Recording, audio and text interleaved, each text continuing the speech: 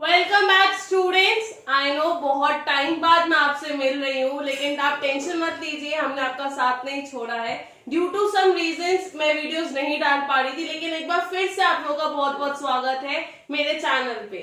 अच्छा, हम लोग पढ़ रहे थे डेलीगेशन के बारे में, इंपॉर्टेंस ऑफ डेलीगेशन पढ़ लिया था। ऑलमोस्ट हमारा ऑर्गेनाइजिंग पूरा हो गया था, सिर्फ ये आज आखिरी वीडियो है। उसके बाद हमारी रिविजन और केस स्टडी की वीडियो आएगी, फिर हम स्टाफिंग शुरू करेंगे।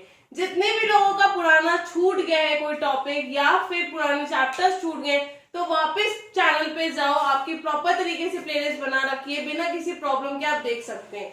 और जितने भी नए लोग हैं जिन्होंने मेरा चैनल अभी तक सब्सक्राइब नहीं किया है, तो वो अभी जल्दी से सब्सक्राइब कर लो, जिससे आप कोई भी लेटेस्ट वीडियो मिस नहीं करोगे। चलो आज की वीडियो स्टार्ट करते हैं। आज हम पढ़ेंगे डिसेंट्रलाइजेशन के बारे में, और डिसेंट्रलाइजेशन और डेलीगेशन में क्या डिफरेंस होता है और डिसेंट्रलाइजेशन की क्या इंपॉर्टेंस होती है, या हमें क्यों डिसेंट्रलाइज करना चाहिए। अगर आपको याद हो तो हमने chapter 2 that is principles of management में एक फ्यूल का प्रिंसिपल पढ़ा था, जो कि था सेंट्रलाइजेशन एंड डिसेंट्रलाइजेशन।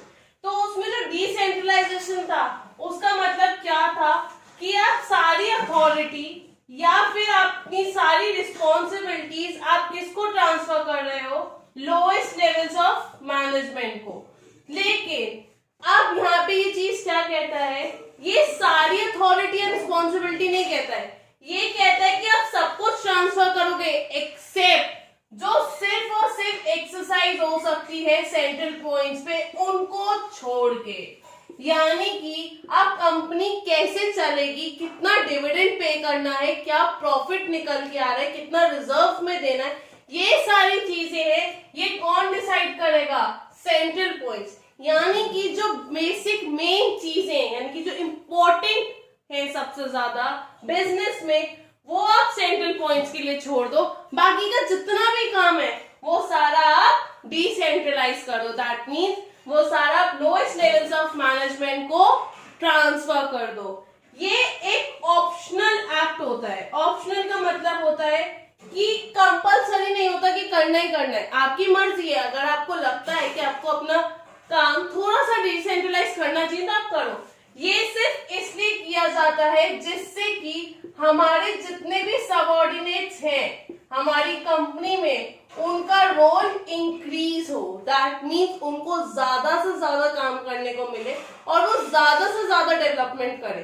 अब आप अपने सबऑर्डिनेट्स को काम दोगे। एक बात बताओ, मैं अगर अपना काम किसी और को डेलीगेट कर दूं, उसको फाइनली मेरे काम की समझ आ जाएगी कि हाँ यार काम कैसे कैसे करना है। तो अगर मैं अपनी जॉब छोड़ती हूँ तो वो मेरी जॉब पे खड़ा होकर आराम से काम कर सकता है। वो वही चीज यही करते हैं कि ये एम्प्लॉय का डेवलपमेंट करवाते हैं कि अगर हमारे सबऑर्डिनेट्स को हायर लेवल पे आना हो तो वो हायर लेवल की रिस्पॉन्सिबिलिटीज भी आराम से ले सकते हैं बिना किसी हेजिटेशन के, क्योंकि ऑलरेडी ट्रेनिंग उनको दे दी गई है।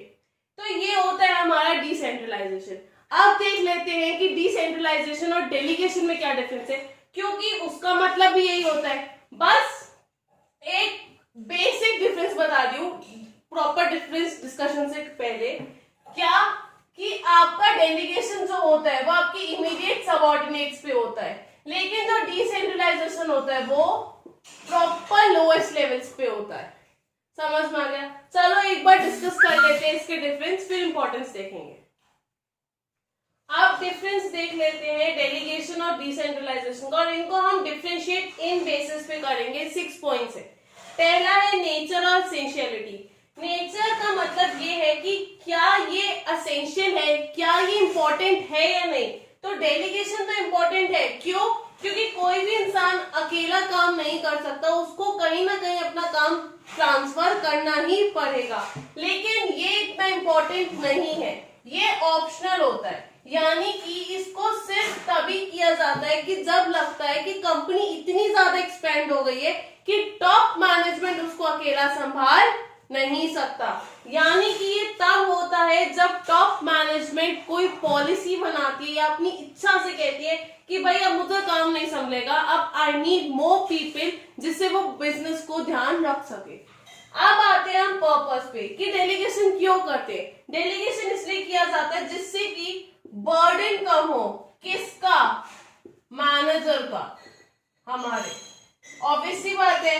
अब हम यहाँ पे मैनेजर नहीं बोलेंगे, इसका मतलब ये कि सुपीरियर्स का हमारे बर्डन कम हो। लेकिन डिसेंट्रलाइजेशन क्यों होता है? वो इसलिए होता है कि सबऑर्डिनेट्स का रोल इंक्रीज हो हमारी ऑर्गेनाइजेशन में, यानी कि उनको ज्यादा पावर मिले, मोर ऑटोनॉमी हो। दैट मीन्स कि उनको ज्यादा पावर देंगे तो अपनी रिस्पॉन्सिबिलिटीज भी अच्छे से पूरी कर पाएंगे। फिर तीसरा है पार्टीज इन्वॉल्व। इसका मतलब ये है कि नैरो स्कोप होता है कि अगर हम डिसेंट्रलाइजेशन करते हैं, यानी कि डेलीगेशन अगर हम करते हैं तो हम मल्टीप्लाई बाय 2 करते हैं, यानी कि 2 लोग इन्वॉल्व होते हैं। लेकिन जब हम डिसेंट्रलाइजेशन करते हैं तो हम मल्टीप्लाई बाय मैनी करते हैं, क्योंकि एक अकेला बंदा नहीं सिर्फ बिजनेस चला रहा है, बाकी जितने भी लोएस्ट लेवल मैनेजमेंट में आते हैं वो सब मिलके बिजनेस चला रहे हैं, तो ये वाइडर स्कोप होता है। समझ में आया? अब उसके बाद फ्रीडम ऑफ एक्शन। यहाँ पे फ्रीडम ऑफ एक्शन कम होता है, क्यों?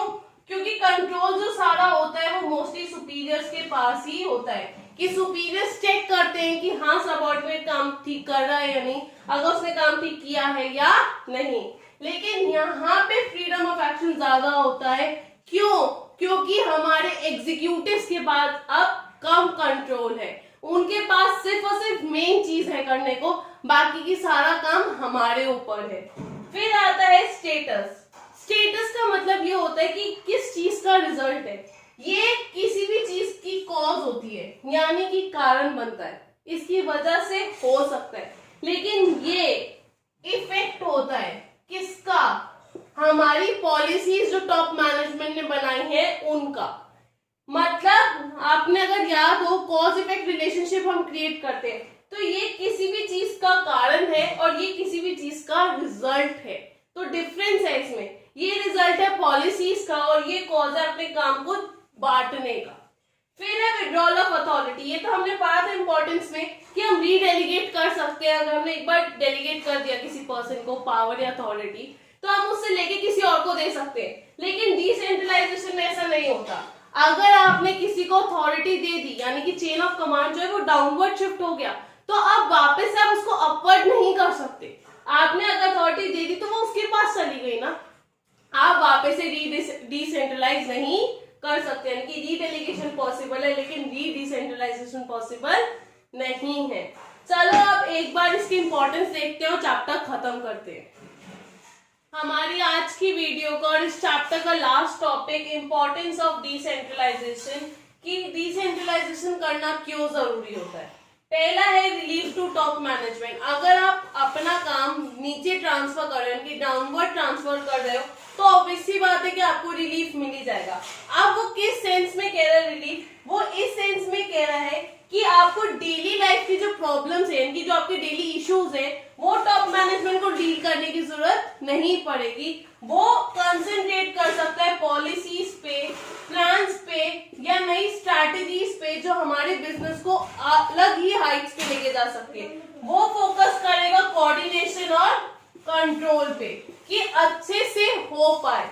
वो डेली लाइफ पे आप फोकस नहीं करेगा। दूसरा है डेवलप इनिशिएटिव अमंग सबऑर्डिनेट्स। एक बात बताओ, अगर आपको प्रॉपर अथॉरिटी दे दी जाए डिसीजन बनाने की, तो आप सीख जाते हो खुद पे सेल्फ डिपेंडेंट होना, यानी कि आप किसी और बंदे के लिए किसी और बंदे पे डिपेंडेंट नहीं हो, बल्कि खुद पे हो।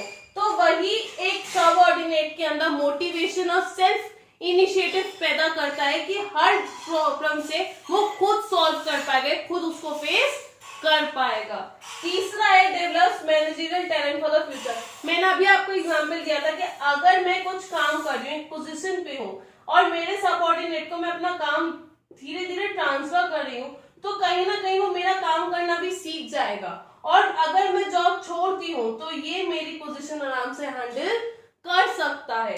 तो वही चीज है कि हम लोग फ्यूचर के लिए अपने सबऑर्डिनेट्स को तैयार कर लेते हैं कि हाँ हमारी ग्रोथ वगैरह हो पाए। कोई टाइम गैप ना हो कि हम लोग ढूंढ रहे हैं कि कौन हमारी पोजीशन ले सकता है या नहीं, हम लोग ढूंढ रहे हैं कि हाँ ये पोजीशन हैंडल करेगा या नहीं, और हो सकता है कि वो गलती कर दे, लेकिन जो लोग ऑलरेडी उस काम को कर रहे हैं वो एफिशिएंटली उस काम को कर सकते हैं। फिर है फैसिलिटेट्स ग्रोथ। इसका मतलब ये है कि सिर्फ लोएस्ट लेवल मैनेजमेंट नहीं बल्कि आपके जो डिपार्टमेंटल हेड्स होते हैं या डिवीजन हेड्स होते हैं उनके पास भी अथॉरिटी आ जाती है। अब वो इंडिविजुअली अपने डिपार्टमेंट्स के लिए रिस्पॉन्सिबल हो जाते हैं। अगर उनके डिपार्टमेंट में कुछ भी गलत होता है तो कौन रिस्पॉन्सिबल है? सिर्फ वही रिस्पॉन्सिबल है। तो वही चीज है कि हर एक पार्ट हमारी ऑर्गेनाइजेशन का ग्रो होना शुरू हो जाता है।